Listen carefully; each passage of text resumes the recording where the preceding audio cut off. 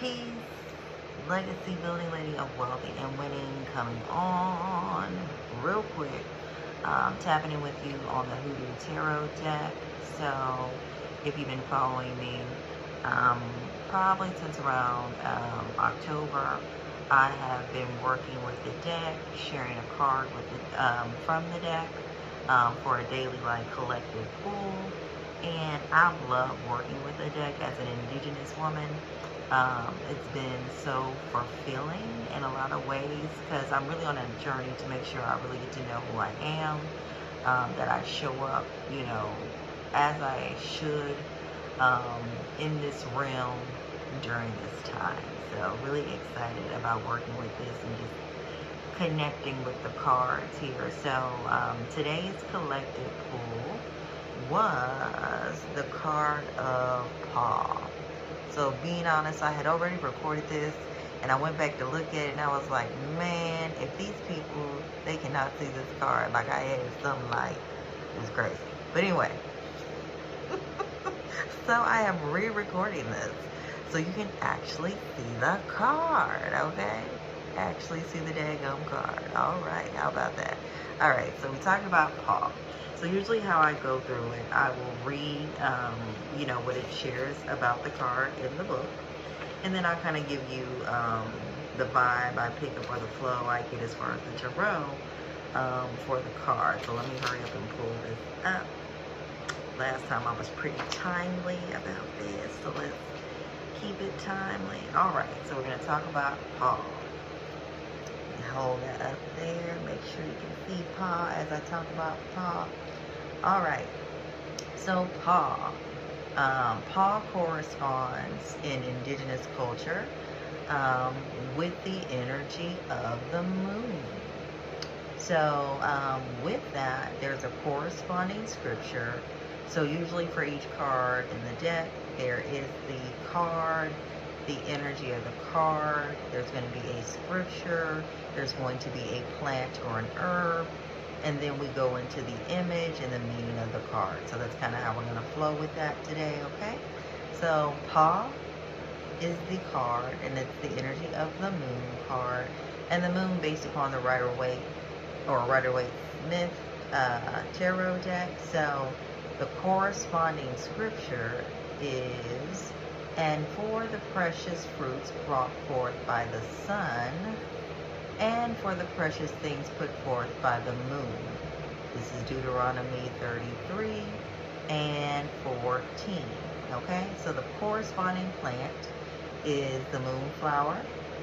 And the image, let's talk about the image. So you'll see here in the card, a grandfather and a grandson are sitting on the steps of the front porch, enjoying each other's company. The moon shines brightly above them. Grandpa has the Prince Hall regalia on, and the grandson is wearing a fez. The card reflects the fact that Black American men were once the most populous members of various secret societies and fraternal orders in the United States.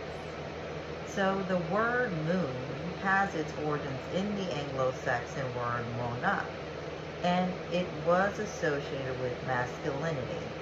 In fact, this was also the case for the ancient Egyptians, Cherokee Arabs, Imbokobes, Inuits, Teutons, Latins, and many others. That may come as a surprise for many, and as the moon has been associated with femininity in the Western mind for quite some time. The gendering of objects as one or the other is not right or wrong, but instead it merely reflects a culture's perspective on the nature of things. For the majority of matriarchal Black Americans, the moon may be a fitting symbol for the patriarchs of our bloodline in its entirety or for the grandfathers.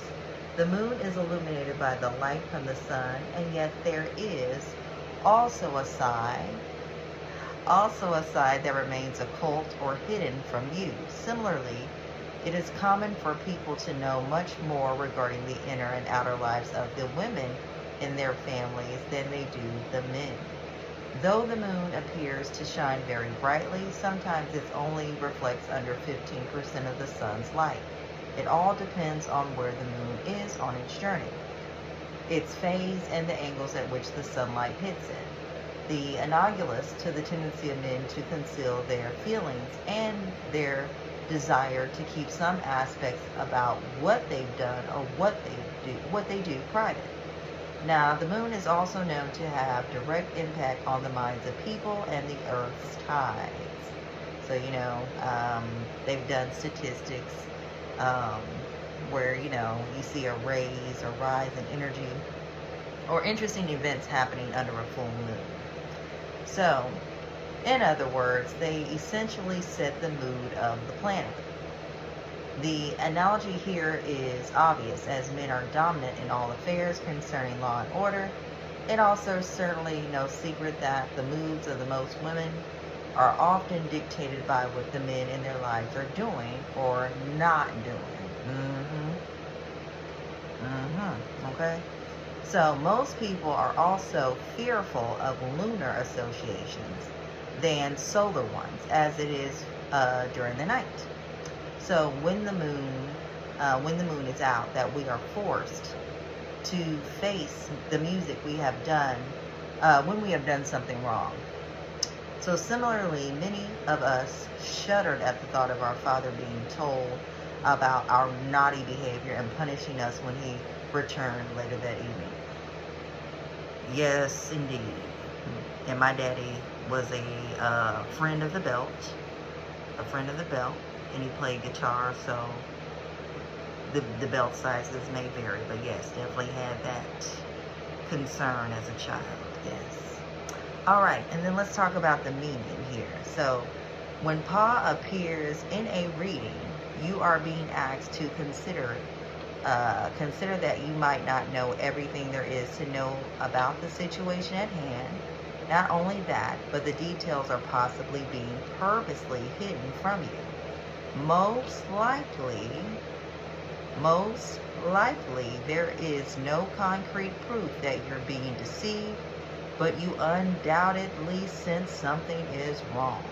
Pa may also be trying to tell you that sometimes you must seek truths that have been intentionally veiled or obscured by darkness to protect them. Everyone knows the most valuable and precious items are kept out of the reach from casual browsers or lazy thieves who don't want to do the work to attain them for themselves. This is why our money, jewels, and other precious things are kept in boxes, vaults, and other... Gotta turn the page.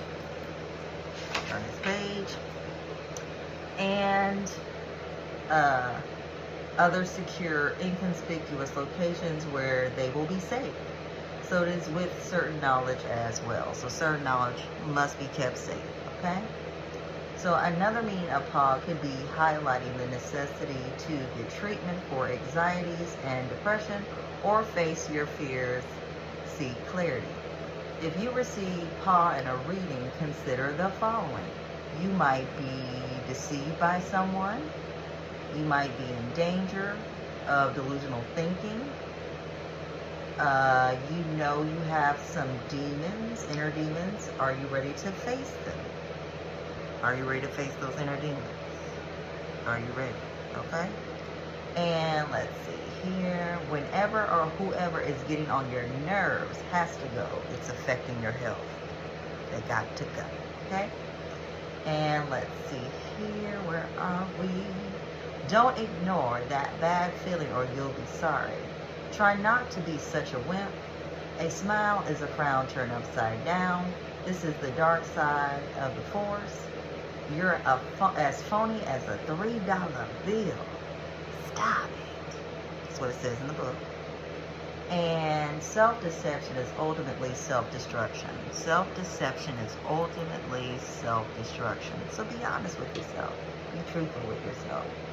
And what's the meaning of the dream you had? So it may encourage you to go deeper into your dreams. Try to understand the perspective of the weird or eccentric person who's come into your life. After you clear your head, you'll be able to find your way again. Think of ways to express your creativity. There's healing in that, and pay attention to signs, visions, and warnings. So make sure you're paying attention to all the signs and symbols, because they're always around us all the time. So my quick flow for this paw card is to tap into your inner gifts, your inner talents, your inner creativity, things that you may have put to the side, things you may not do anymore, maybe some things you did as a kid that you really enjoyed, that you felt made you really creative. Tap into those things, all right? So that is the energy of the paw card for today's Saturday. So until the next video, oh yes, if you want subconscious services or past life regression services, you can reach out to me, or energy consulting, or like tarot reading or tarot consults. I can help you out with that. Really help you to get to the root of things, so you can move forward and make positive progress in your life. But until the next video, peace.